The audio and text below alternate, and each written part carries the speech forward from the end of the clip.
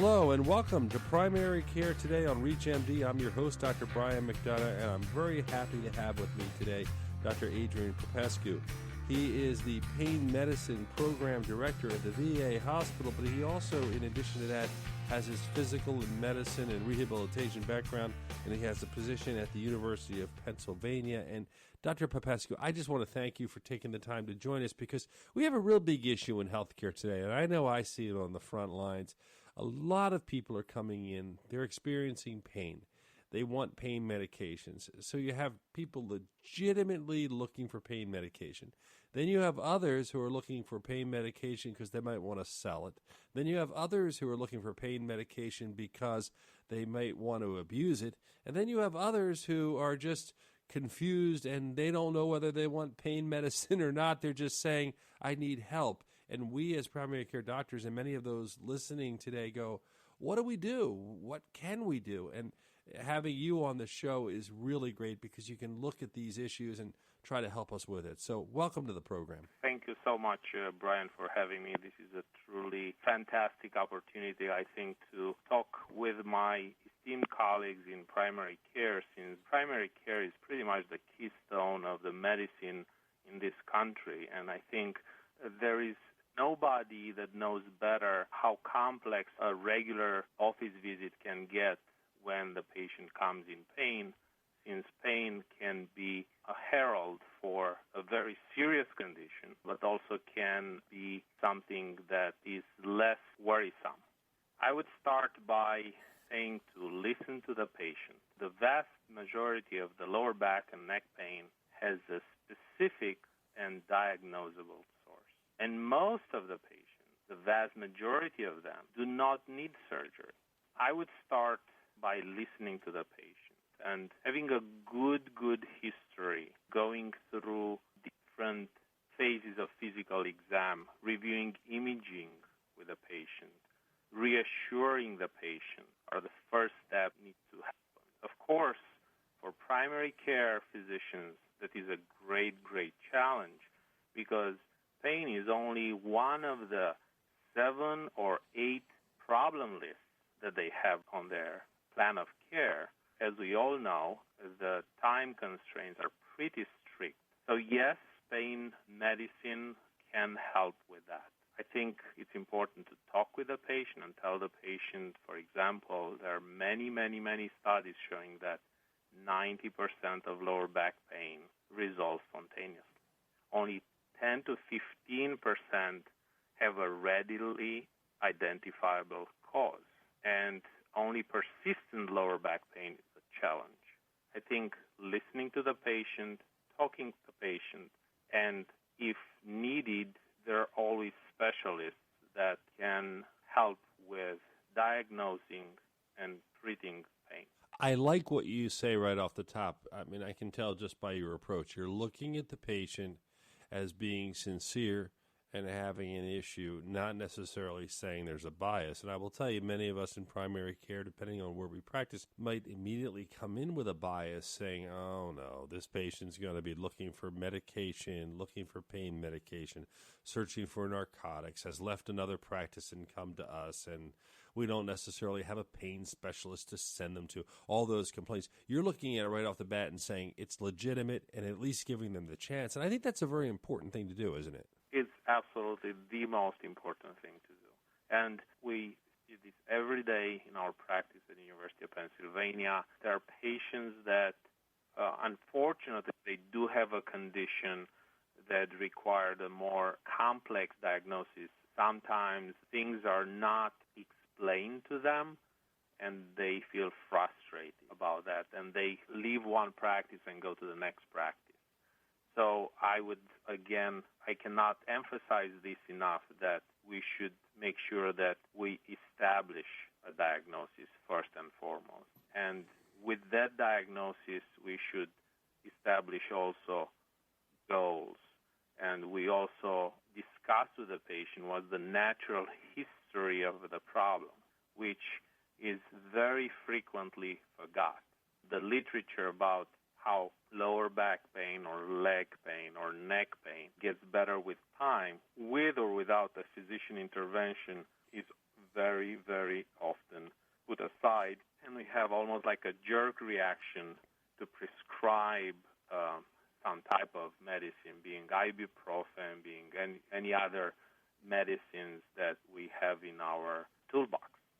And sometimes that's not the answer. I know, Dr. Popescu, that's one of the things that comes up. I talk to my residents a lot. You know, they want to come in with a quick answer because in many cases they're trying to see a number of patients rapid succession to keep up with the flow, and it's easier to give a pill. Many pharmaceutical companies now are pushing different medications they can prescribe as pills. How do you fight that tendency? Because it is a quick solution. It's like, hey, take this, you'll feel better, but you may more or less put somebody into a position where they count on that medication as their only relief. That is probably an approach that I would not necessarily take, because you always have to think about the patient as a family member. And when you see the patient, try to get a very focused history. Try to say, your problem is more complex than I can assess right now in the next 5 minutes that I have to spend with you, according to my institution guidelines. I think a physiatrist or a physical medicine and rehabilitation specialist would be more than happy to see the patient and have a thorough discussion about diagnosis. So the patient should expect a complete examination, a complete history, a detailed imaging review, and not only that, but also the pertinent findings of the imaging. There were several studies that showed that imaging does not necessarily correlate with a pathology in cervical and lumbar spine, in the neck and lower back pain. Again, we should not treat the picture. We should treat the patient. I'm Dr. Brian McDonough, and if you're just tuning in, you're listening to Primary Care Today on ReachMD. I am speaking with Dr. Adrian Popescu. We're talking about pain management, chronic pain, dealing with these issues, and it's really great to have his expertise because he's clearly talking about things that we need to deal with on a regular basis. One of the questions I have, and I know it comes up from many of the doctors I teach, many of the doctors I work with, and I'm sure it's a problem around the country, is maybe they refer a patient to somebody for pain management, and there might be a procedure that can be done, or maybe some sort of injection that's done.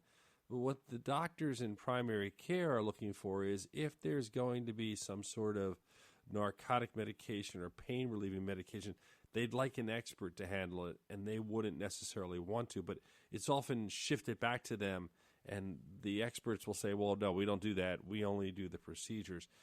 Is that something that is a nationwide phenomenon? I don't know if it's a nationwide phenomenon. I can certainly discuss about what are my expectations, what the patient should expect if they would see a spine specialist or a physical medicine rehabilitation specialist or a pain specialist. And I would consider the consult as a consult to pain medicine. It's not only the management of the pain, but it's diagnosis. Again, we go back in circle and we discuss again about diagnosis, which is very, very important. Okay, so let's talk about an injection or an intervention.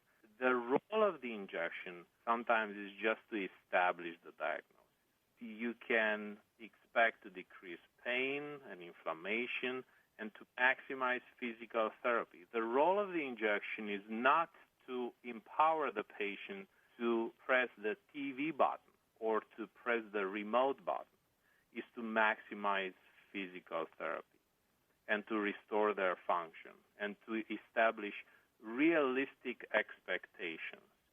In terms of the opioid medicines, I think it's a false expectation that any pain or any back pain or any neck pain should have an opioid prescription associated with it.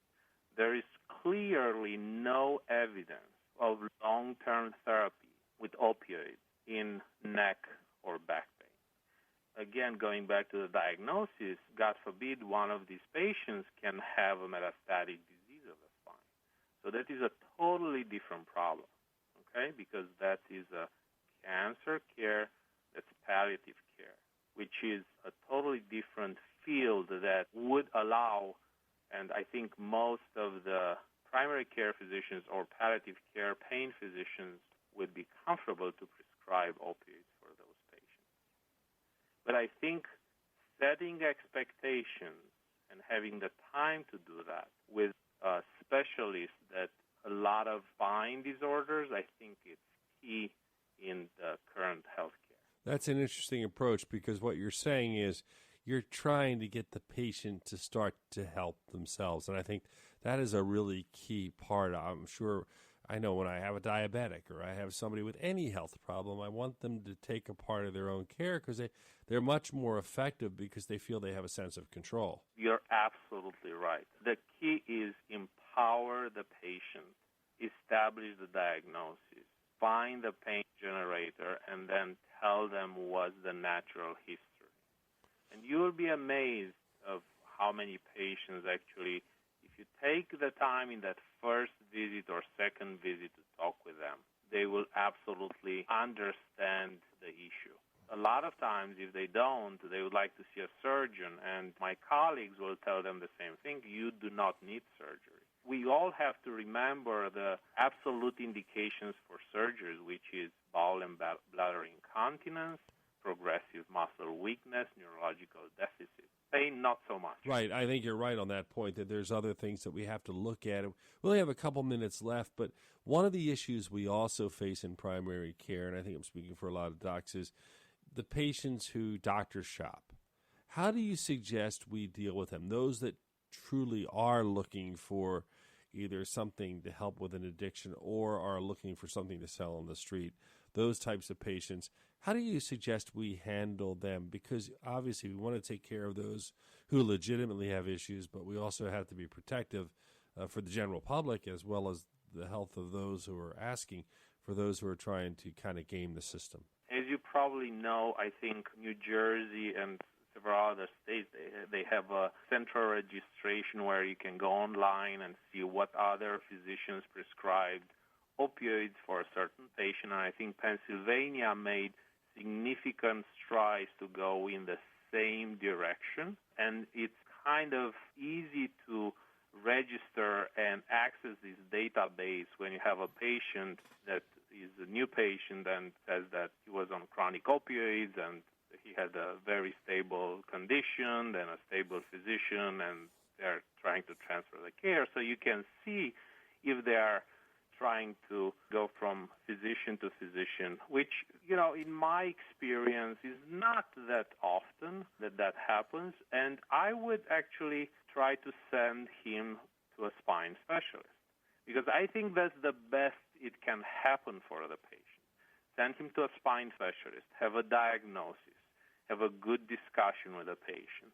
And then once you have the consultation form back, you would reassess the same issue, and you can say, this is the specialist opinion. So let's focus more on your cardiovascular disease than your age-appropriate lumbar MRI. Dr. Adrian Popescu, we've run out of time. I want to thank you for joining and sharing your insights on primary care today on ReachMD. Thank you. Thank you very much. And again, the main question is, what would you do if your mom would be in the office? This is Dr. Brian McDonough. If you missed any of this discussion, please visit reachmd.com/primary care today. You can download the podcast and you can learn more on the series.